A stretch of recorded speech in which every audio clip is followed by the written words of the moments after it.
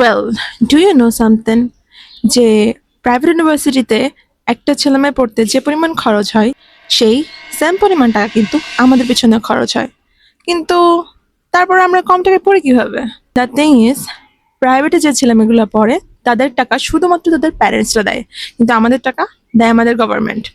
সেই 50,000 টাকা কিন্তু যায়, কিন্তু তার 5% দেয় আমাদের প্যারেন্টসরা, আর বাকি যে 95% টাকা সেটা দেয় গভর্নমেন্ট। এবং গভর্নমেন্ট টাকাটা কোথা থেকে পায়? গভর্নমেন্ট টাকাটা সেই ট্যাক্স থেকেই পায় যে ট্যাক্স একজন কৃষক দেয়, যে ট্যাক্স একজন রিক্সাওয়ালা দেয়, আর যে ট্যাক্স একজন দিনমজুর দেয়।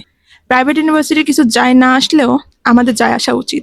যে রিক্সাওয়ালাটার কলার ধরে আপনি থাপ্পড় মারছিলেন না, তার টাকাও কিন্তু আপনি পড়তেছেন। So we have responsibility for our nation more than anyone else. কারণ আমরা সরকারি টাকায় পড়তেছি, আমরা জনগণের টাকায় পড়তেছি। That's mean we have responsibility and we have to bear it.